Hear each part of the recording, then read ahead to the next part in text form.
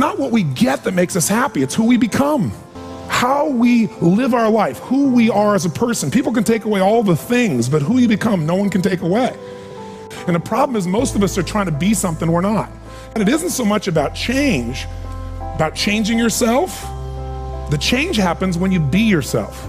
Know thyself, that's the hard part for most people, and then be thyself. Because most of us in our lives, out of our desire for respect or achievement or love or connection or something, we've been trying to be the way we think we'd have to be in order to get that love, respect, appreciation, whatever it is we've been after at some unconscious level. And we've been doing it so long that we think that this is who we are. Because success without fulfillment is failure. And I can't tell you how many people I work with who are supposedly the best in the world at what they do, and they have more money than they can spend, and they have all these people that love and respect them, and yet they're unhappy inside. Because if you want to know what's really you, where you're going to be alive is when it's really you. And you may even think you know who you are because you've been living a certain way, but I'll tell you how you'll know. You'll feel euphoric, you'll feel strong, you'll feel unlimited, you'll feel free. I have seen, out of 3 million people around this earth in 80 countries, I've seen just about anything you can see, and there are only so many patterns. And what you're going to find underneath all of this behavior is we have the same needs. There are 6 human needs we're going to review tonight. When you understand what those needs are and which ones you're focusing on, you start to understand why people do the crazy things they do, including you and I. And you begin to understand, hey, there might be a better way to meet my needs, and I don't have to get caught up in this game of stress and frustration and upset, or I could really help this person I care about, because I could see what's really going on.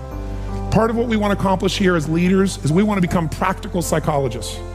We want to understand what's really going on so we can help, so we can make a difference, so we can transform. So yes, of course you can do better in your business, because the more you understand about what people need and want, the greater you're going to be. The better manager, better leader, the better mom or dad, the better friend. And there's a better you that's available when you understand what's driving you. But most of us are running patterns over and over again.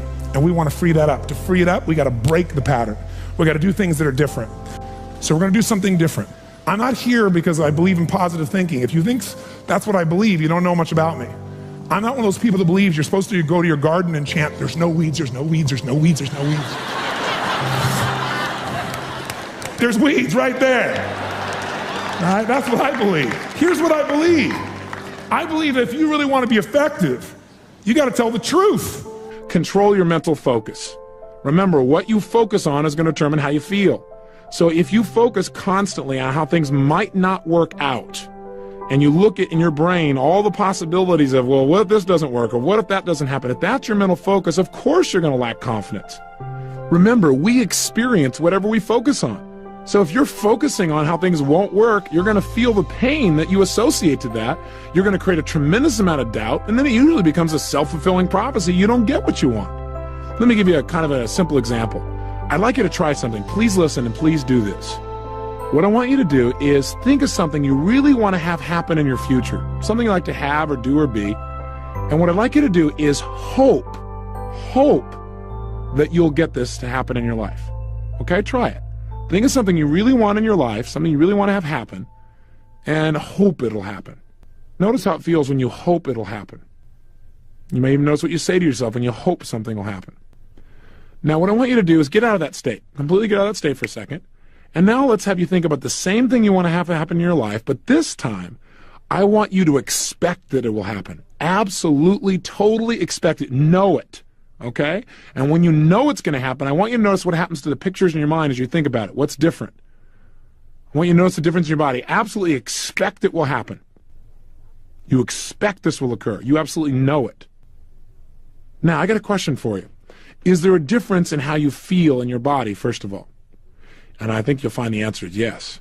In addition, is there a difference in even how you visualize these two things in your mind? There are several distinctions that I make usually when I ask people what the difference is between their hoping and their expecting. Invariably, number one distinction is people tell me things like, well, I noticed that when I was hoping that the picture was dim, or it was dark, or it was gray, or it was black and white, or it was two pictures. I saw myself succeeding, but I also saw the possibility of failing. Versus when I expected, I saw just one picture. I saw it happening. Interesting. When you focus on it just happening, you feel confident. When you focus on it might happen or it might not happen, you don't feel so confident. Is that fair to say? Also, when people focus on things that they're expecting, many times they put it in color. The other thing that commonly comes up is people say things like, well, when I was hoping, I felt kind of passive. And when I was expecting, I felt active. I felt like I needed to do something. Interesting. Was that true for you? The reason is whatever we focus on, we get. So if you're focusing on two possibilities, your brain is getting different neuroassociations. It's going, could be painful, could be pleasurable. Your brain doesn't know what to do. It doesn't feel confident. But when you expect and focus on one result and you say, this is what it is, I'm going to accomplish this, I expect it, immediately your level of self-confidence goes up and you feel active immediately because your brain says, hey, if I do this, I can get some pleasure in my life. Does that make sense? That's the process we're talking about. We must control our focus. And one way to do it, of course, is to control our focus by controlling the questions we ask ourselves. Invariably, people who have a lot of doubt ask questions that create it. They say things like, well, could I really get this done, I wonder? Or, God, I wonder if this will get screwed up too.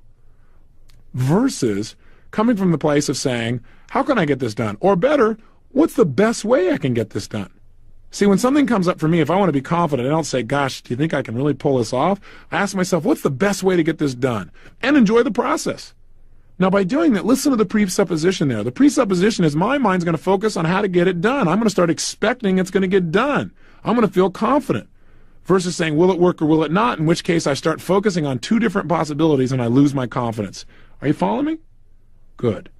Now, third way that we can control our focus is just to change our core beliefs. And we've already talked about how to do this over and over again.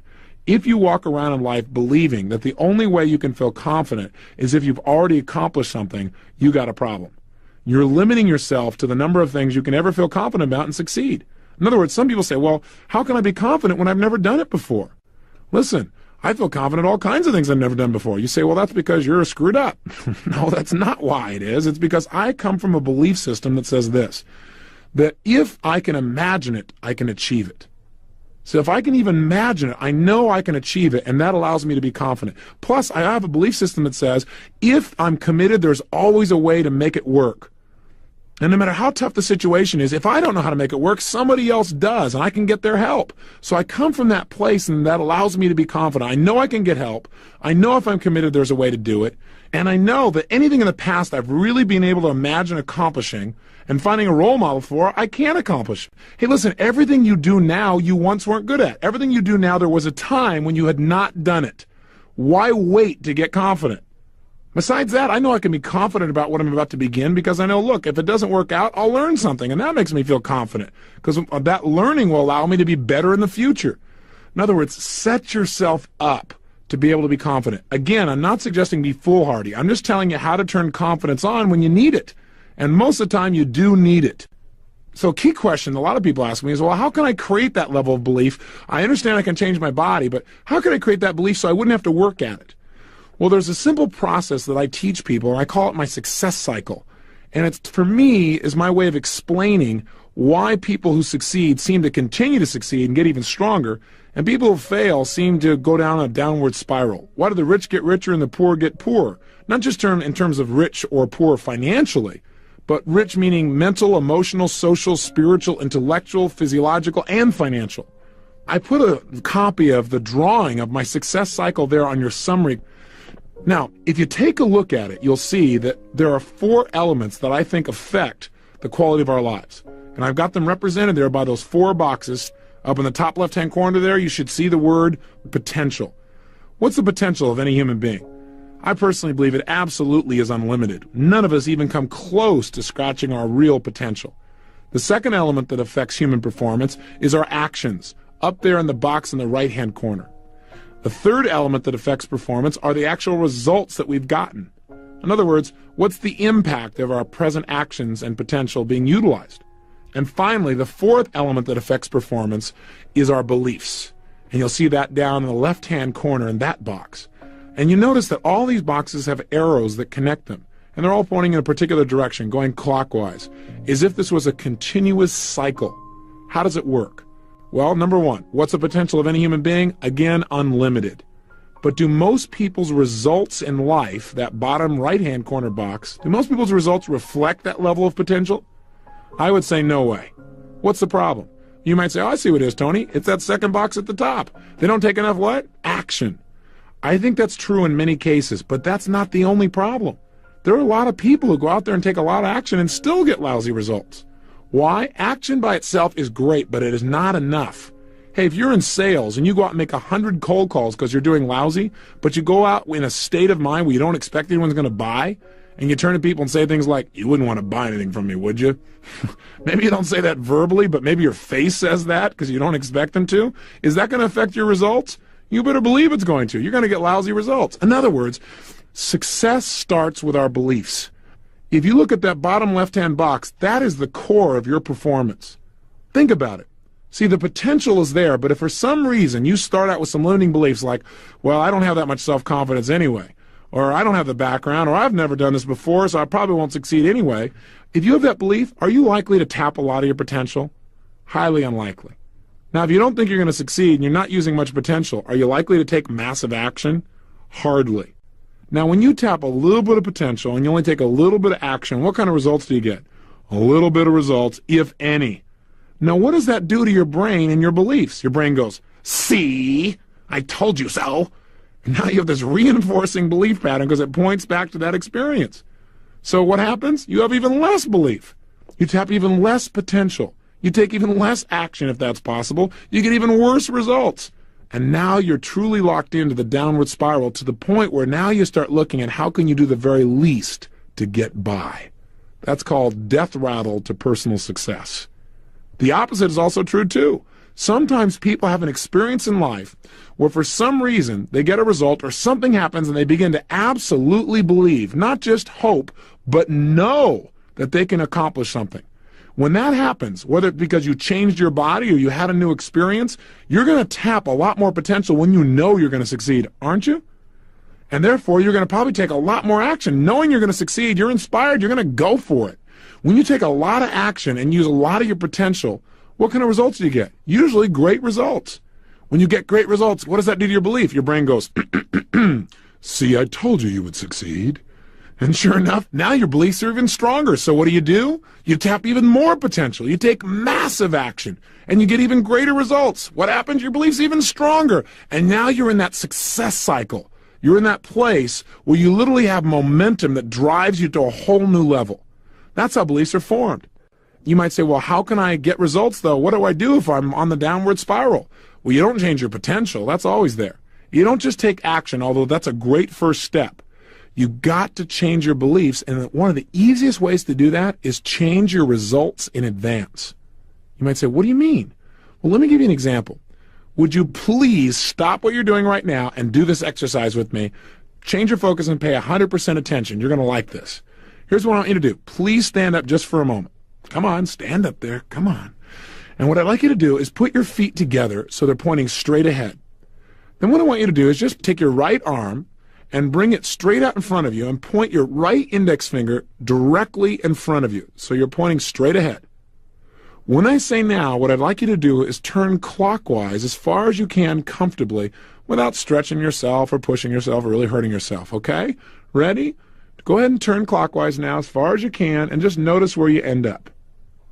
Good. Now come back again.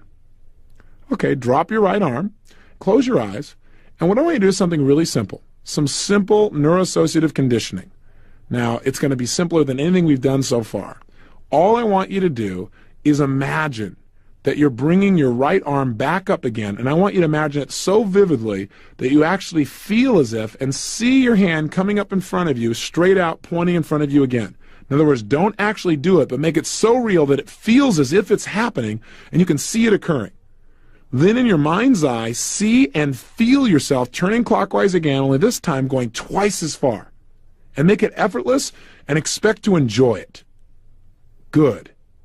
And then come back around in your mind, and again in your mind, see and feel your arm coming up in front of you with your finger pointing straight ahead.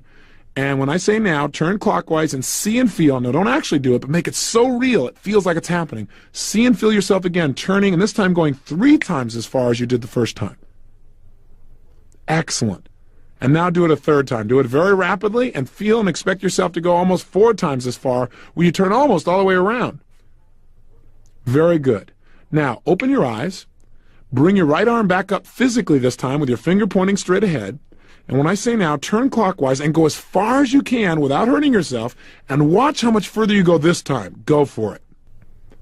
If you're like most people, you've gone much further.